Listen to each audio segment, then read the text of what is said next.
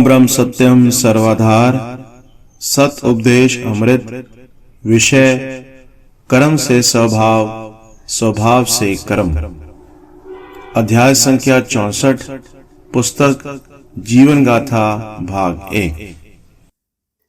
वास्तव में यह संसार जो है उसका विचार करना है कि ये है क्या, कहां से इसका प्रारंभ होता है और कहां नाश हो जाता है।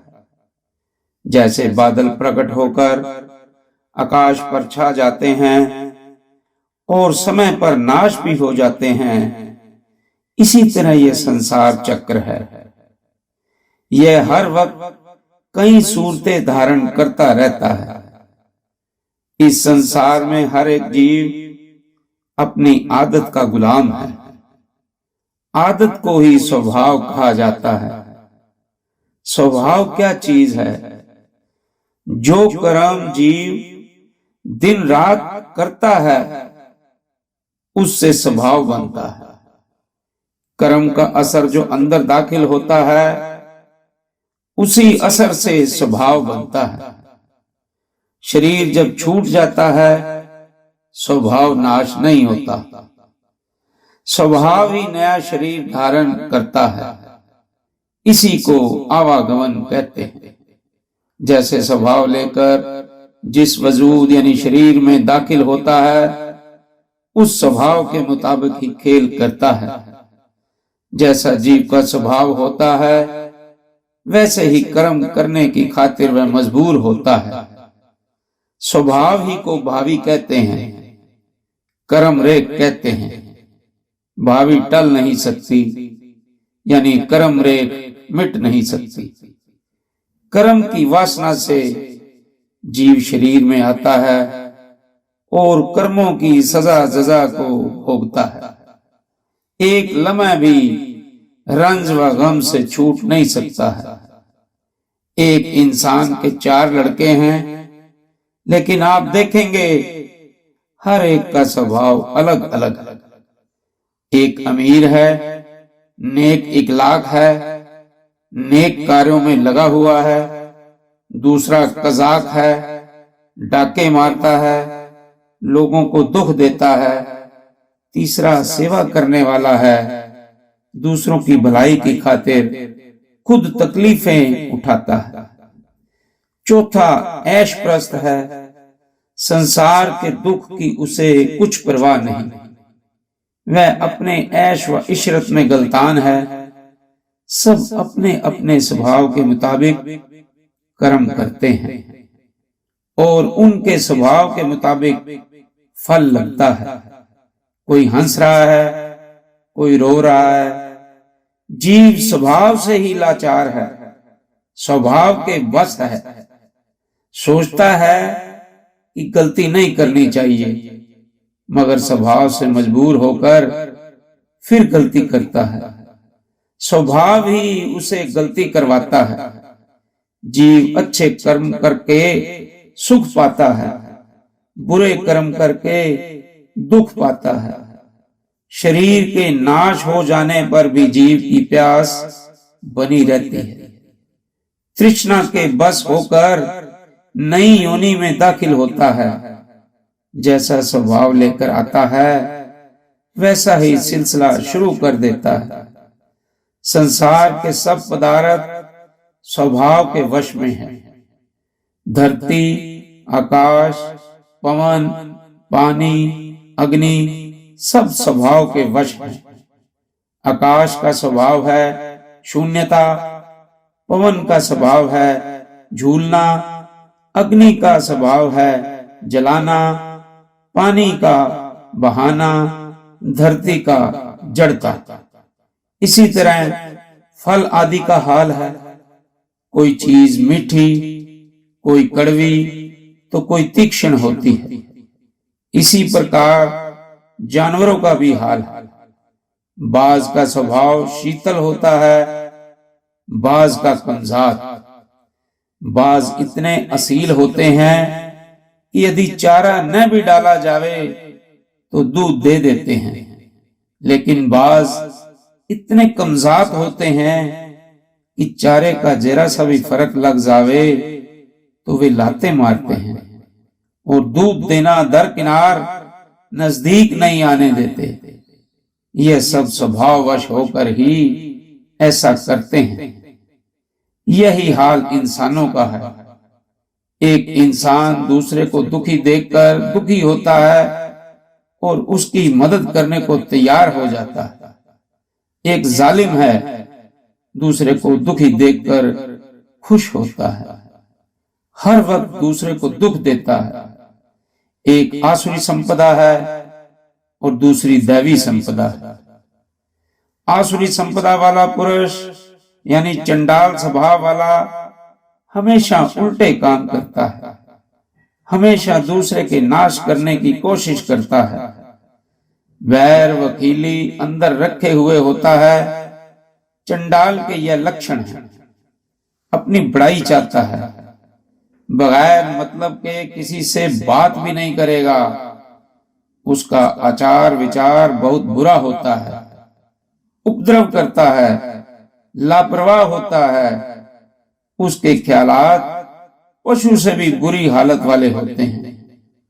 ऐसे पुरुष के शरीर को ऐसे ऐसे रोग लगते हैं कि एड़ियां रगड़ रगड़ कर जान निकलती है। ऐसे आसुरी स्वभाव वाला पुरुष हमेशा परेशानी में गिरफ्तार रहता है। दैवी संपदा स्वभाव वाला पुरुष दूसरे की भलाई चाहता है, अपना सुख दूसरे पर कुर्बान कर देता है, दूसरे को खिलाकर खुश होता है।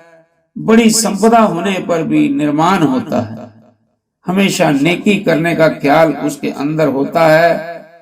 दूसरे का दुख उसे दुखी करता है, दूसरे को सुख देकर खुश होता है।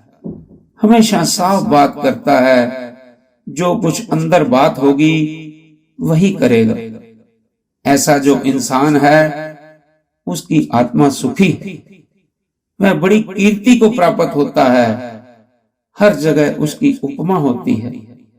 यह देवता पुरुष के लक्षण है। मरने के बाद फिर किसी बड़े घराने में पैदा होता है। नेक काम करते करते आखिर ईश्वर भक्ति को प्राप्त हो जाएगा। जैसा स्वभाव होता है वैसे ही कर्म करता है। एक स्वभाव है कि दर दर मांग रहा है, एक स्वभाव है कि करोड़ों रुपए संभाले हुए है। स्वभाव के मुताबिक ही जीव गुजारा करता है। यही स्वभाव जमाने की ऊंच नीच को देखता है।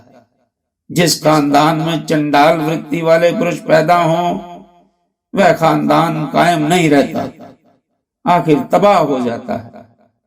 लेकिन जिस खानदान में देवता स्वभाव वाले जीव पैदा हों वो उजड़ा हुआ भी आबाद हो जाता है।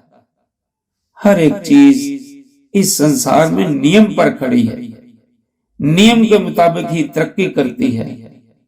जब पूरी ताकत पर होती है तब बुलंदी पर पहुंचती है।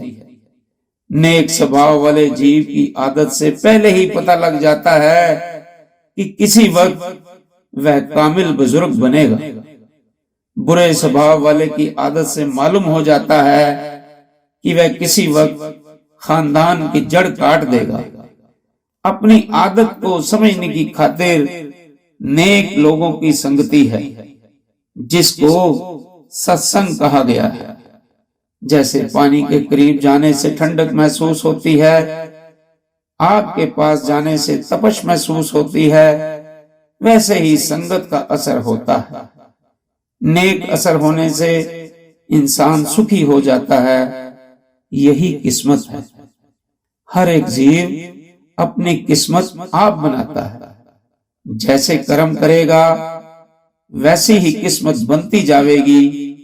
इसलिए जरूरी है कि इंसान सोचे कि जिंदगी में उसने किस कदर बुरा किया है और किस कदर भला किया है। जब वह भलाई बुराई के बारे में सोचता है, ज़मीर खुद ब खुद आवाज देती है। ज़मीर यानी अंतरात्मा ही धर्मराज का स्वरूप है, जो हर वक्त अंदर बैठा हुआ है। अंदर से जवाब मिल रहा है कि कौन सी नेकी की है, कौन सी बुराई की है। बीज कीकर के बोकर फल आम की ख्वाहिश करनी बिल्कुल नामुमकिन है।